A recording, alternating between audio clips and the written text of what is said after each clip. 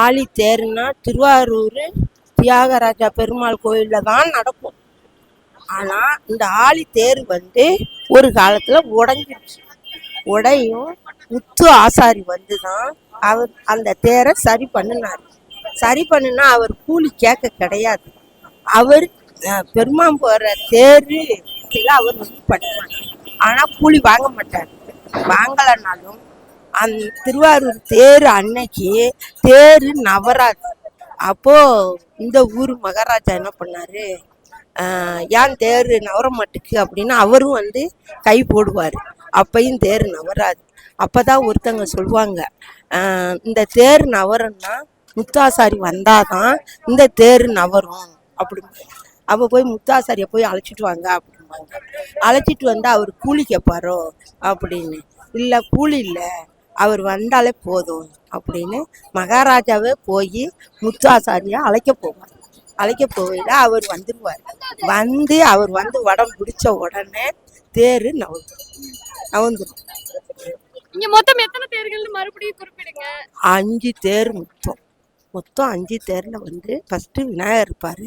2வது தேர்ல வள்ளி தெய்வான முருகப்பெருமாள் இருக்காங்க. 3வது தேர்ல கமலா அம்பிகை அம்மா உடனுடைய தியாகராஜா எம்பெருமானே இருப்பாரு. அடுத்தது அம்பாள் மட்டும் இருப்பாங்க. அடுத்தது மாணிக்கவாசகர். 5 பஞ்சலோகமும் 5 பஞ்சலோகமும் திருவாரூர் தேர்ல தான் பார்க்கணும். ரொம்ப ரொம்ப ரொம்ப நன்றி. வணக்கம் டெல்டா மக்களே, நான் இப்ப திருவாரூர் தேருக்கு தாங்க வந்திருக்கேன். தேர் மட்டும் பிரம்மாண்டம் கிடையாதுங்க, மக்களும் பிரம்மாண்டமா தியாகராஜ பெருமானை வரவேற்று தியாகராஜ பெருமான் தேர்ல 4 வீதிகளையும் வலம் நிக்க போறாரு. பார்க்காம இருக்கிறவங்க இருக்கவே முடியாது. அதனாலதான் நானும் தியாகராஜ பெருமானை பாக்குறதுக்காக வந்துட்டேன். சவுண்ட் கேக்குதா என்னன்னு தெரியல. எல்லாருமே ஆரூரா தியாகேசா அப்படின்னு குரல் எழுப்பிட்டு இருக்காங்க. உலகத்திலேயே ஏசியாவில மிகப்பெரிய தேர் திருவாரூர் தேர் தான்.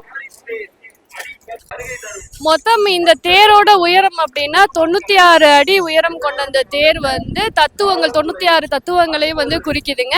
64 தூண்களும் எதை குறிக்குதுன்னா நம்ம ஆயக்கலைகள் 64 அப்படின்னு சொல்லக்கூடிய 64 கலைகளையும் இத்தூண்கள் குறிக்கிறது. சாம அதர்வ ரிக்வேதம் போன்று 4 வேதங்களையும் குறிப்பிடப்படுவதா இந்த தேரோட முன்னிற்கக்கூடிய குதிரைகள். இந்த தேர்ல குதிரைய சிற்ப வேலைப்பாடுகள், பனைமரத்தாலான சிற்பங்கள், பூக்கள் வரைக்கும் ஆரூரா தியாகேசா அப்படிங்கிறது தியாகேச பெருமானை வரவேற்பதற்கு சமம்.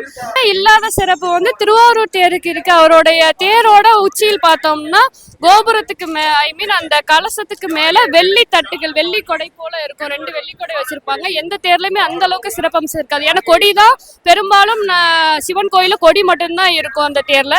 இங்க மட்டும்தான் கலசம் பிளஸ் அந்த வெள்ளி கொடை இருக்கும். அது போக 7 ஸ்தலங்கள் இருக்கு. 7 தலங்கள்ல 4வது தலத்துலதான் பெருமான் வீட்டு தியாகராஜ பெருமான் இருப்பாரு. அதையும் நம்ம பார்க்கலாம். ஸோ இது போன்ற மேலும் தகவல்களுக்கு நம்ம பேஜை ஃபாலோ பண்ணிக்கோங்க. நானும் தேர் இழுக்க போறேன். நீங்களும் திருவாரூருக்கு வந்திருந்தீங்கன்னா மறக்காம கமெண்ட் பண்ணுங்க.